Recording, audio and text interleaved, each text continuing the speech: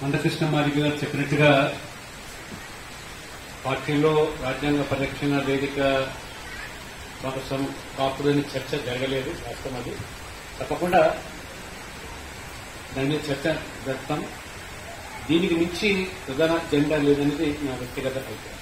ప్రజాస్వామ్యంలో రాజ్యాంగాన్ని మార్చాలనేటువంటి అంత రాచరికమైనటువంటి ఒక బూర్జువా మనస్తత్వంతో సవరణలు చర్చిద్దాం. అవసరమైతే ఎక్కడ అవసరం ఉందో సవరణ మార్చుకోవడానికి అందరం కూడా 2 సార్లు మారింది సవరణ చేశారు. తప్పదు.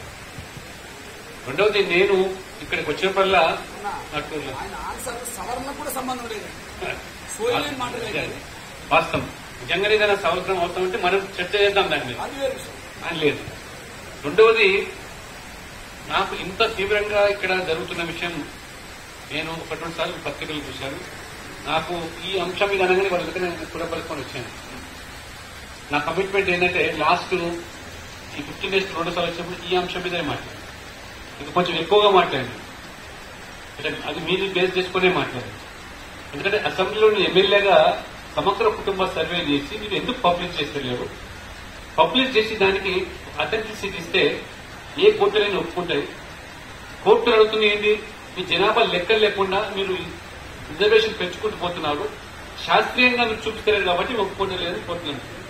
50% మించి మీకు వర్గాలు ఉన్నాయని చెప్పి మీరు సైంటిఫికల్ డేటా ప్రొవైడ్ చేస్తే, క్వాంటిటేటివ్ డేటా ప్రొవైడ్ చేస్తే కోర్టులు సిద్ధంగా ఉన్నాయి.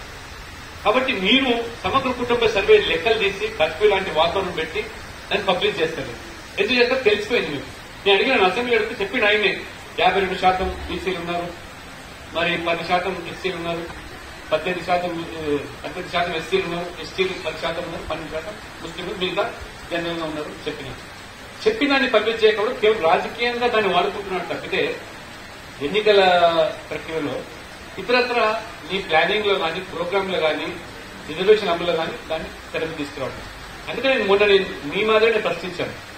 రాజకీయంగా కూడా ఇవాళ 52% ఉన్నటువంటి ఈ జనాభాకు మీ మంత్రుల స్థానం ఎంత అంటే 3. ఎంత శాతం అంటే మొన్నటి నలుగురిలో ఒక తీసేసినారు 3. మరి 18% ఉన్నటువంటి ఎస్సీలకు మీ మంత్రులలో మొదటిసారి అయితే నువ్వా నేనని పక్కకు పెట్టేసి తీసి పడేసినారు, అయిపోయింది. ఇప్పుడు 1. మరి 10% ఉన్న ఎస్టీలకు ఎంతమంది అండి మంత్రివర్గంలో? 1. మరి ఇవాళ మీరు 1% ఉన్న వాళ్లకు ఎంతమంది మంత్రివర్గం ఉంది? 4. ఇది ఆలోచింపజేస్తలేదా? అంటే ప్రజాస్వామిక వాదులను ప్రజాస్వామ్యంలో జనాభా నిష్పత్తి కనుక కనీసం పాలనలో భాగస్వామ్యం చేయకపోతే, అందుకని నేను ఓబీసీ మోర్చా ప్రెసిడెంట్ అయిన తర్వాత ప్రధానమంత్రులు చర్చ చేసినప్పుడు 75 సంవత్సరాల దేశ చరిత్రలో 27 మంది ఓబీసీలకు కేంద్రంలో మంత్రులు కార్యదర్శి, 35%. ఎస్సీలకు 12 మందికి మంత్రులు ఇచ్చాము. మేము 8 మందికి ఎస్టీలకు ఇచ్చాము, మైనార్టీలకు 5 మందికి ఇచ్చాము. మరి మీరు ఇది ఏ సామాజిక న్యాయం? ఇది ఈ తెలంగాణలో ఏ సామాజిక న్యాయం? ఏ రాజ్యాంగం మీకు ఈ సామాజిక న్యాయానికి ఇది దోహదపడుతుంది? కాబట్టి దీంట్లో ఖచ్చితంగా ఈ కోణంలో చర్చ జరగకుండా సేపు మనము ఆ ఎజెండాలో ట్రాప్ లో పడి ఆయన చుట్టూ తిరుగుతున్నాం. కాబట్టి ఇది బేసిక్ ఎజెండా, సోషల్ జస్టిస్, రాజ్యాంగ మార్పు అనేదే మొదటికే మోసం తీసుకొచ్చే ప్రయత్నాలు జరుగుతున్నాయి. కాబట్టి సాధించుకున్న తెలంగాణలో మన ఉనికి లేని ప్రస్తావన భాగమైంది. కాబట్టి దీన్ని ఖచ్చితంగా ప్రశ్నించాలా, ఉద్యమించాలా, మన హక్కులు మనం సాధించుకోవాలి. తప్పకుండా ఇది వ్యక్తిగతంగా పూర్తిగా అండదండలు ఉంటాయి. పార్టీలో అటువంటి ఆలోచనలు లేవు. ఖచ్చితంగా ఉంటే ఆలోచింపే ప్రభావితం చేసే పాత్ర నేను కూడా పోషిస్తాను. రెండోది, నాకు కూడా అప్పటి అనుభవంతో మందకృష్ణ మాదిగ గారు కూడా దృష్టి తీసుకొస్తున్నాం.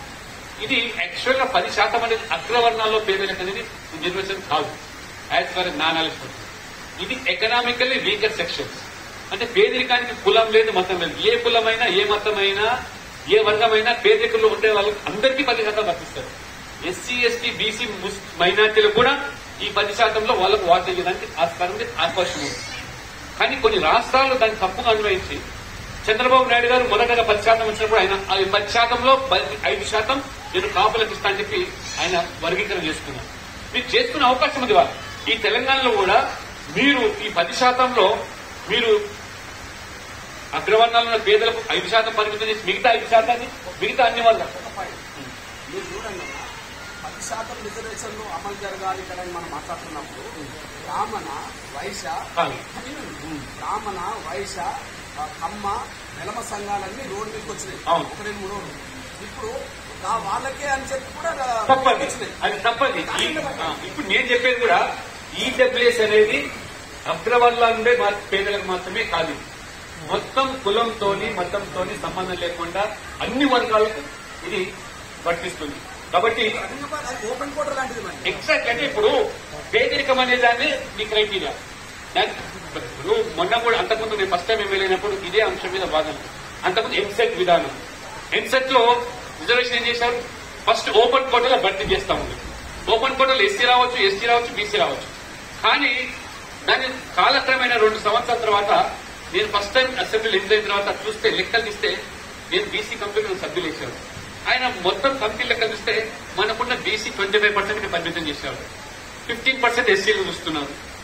ఆ రోజు 6% ఎస్టీలకు మొత్తం లెక్కలు తీస్తే జనరల్ కోటాలో బీసీ ఎస్సీ కనబడతలు ఏంటంటే అవునండి ఎస్సీలకు ఉన్న ఎస్సీలకు బీసీలకు విభజిస్తున్నాం. ఎస్సీ జనరల్ లో వచ్చే బీసీ నేను బీసీ క్లెయిమ్ చేయను, నేను మెరిట్ ప్రాతిపదికన ఓపెన్ లో వస్తాను. ఓపెన్ రావాలి కదా అంటే ఆయన IAS officer bureaucrat principal secretary ఎట్లా వర్తిస్తారంటే ఇది ఈ రిజర్వేషన్ క్లియర్లీ ఇదేనండి. ఓపెన్ అంటే అన్ని వర్గాలకు, నేనంటే ఓపెన్ అంటే అన్ని వర్గాలకు కాదండి, ఇది అప్పర్ కాస్ట్ కాదు. నేను ఈ అంశాన్ని అసెంబ్లీని లేవనిస్తే చంద్రబాబును ప్రశ్నిస్తే దేవేందర్ గౌడ్, యనమల రామకృష్ణుడు నాకు సపోర్టింగ్ వచ్చి లక్ష్మణ్ రేజ్ చేసిన పాయింట్ కరెక్ట్ అని మీరు మళ్ళీ దాన్ని పరిశీలించని చెప్తే తీరా లెక్కలు తీస్తే మళ్ళీ 10,000 మంది, 4,000 బీసీలు, 2,000 ఎస్సీలు, 1000 మంది ఎస్టీలకు మళ్ళీ వెబ్సైట్ లో ఆ నెక్స్ట్ ఇయర్ నుంచి కనెక్ట్ చేశారు.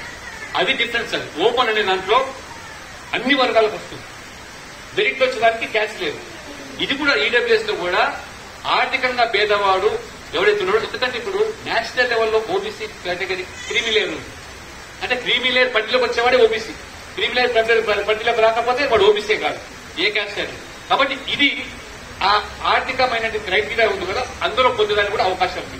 కాబట్టి దీని మీద కూడా క్షుణ్ణంగా మనం చేయాలి. ఈ రాష్ట్రాలు వాళ్ళకి అనుగుణంగా నిర్ణయాలు తీసుకోవడానికి అవకాశం ఉంది. కాబట్టి దయచేసి దాంట్లో కూడా మనం ఆలోచన చేయాలి. తప్పదు దాన్ని మనం చర్చ జరగాలి, చర్చ చేసి ఎందుకంటే చర్చ చేసి వాళ్ళకు కూడా సరైన అవగాహన కల్పించాలి. ఎవరైతే అధికారంలో పాలకులకు these are not meant for only particular caste, these are meant for మొత్తం ఈ సమాజంలో ఉన్నటువంటి పేదవాళ్ళందరికీ. ఎకనామికల్ క్రైటీరియాలో పేదరికం అనేది క్రైటీరియా ఏదైతుందో మీ దగ్గర దాని కిందకు వచ్చే వాళ్ళందరికీ వర్తిస్తుంది అనేది ఖచ్చితంగా మనం చెప్పాల్సిన అవసరం ఉంది. కాబట్టి చాలా దీని ఇంకా చర్చ జరగాల. మీరు అన్నట్టుగా మీడియా సపోర్టింగ్ లేకపోవచ్చు. నేను కనీసం 2 సార్లు మాట్లాడాను.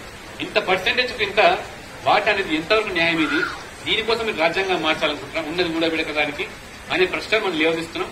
బట్ మీడియా సపోర్ట్ రాకుండా ప్రజల సపోర్ట్ వస్తే తప్పకుండా ప్రజలే ప్రశ్నించే రోజులు వస్తాయి.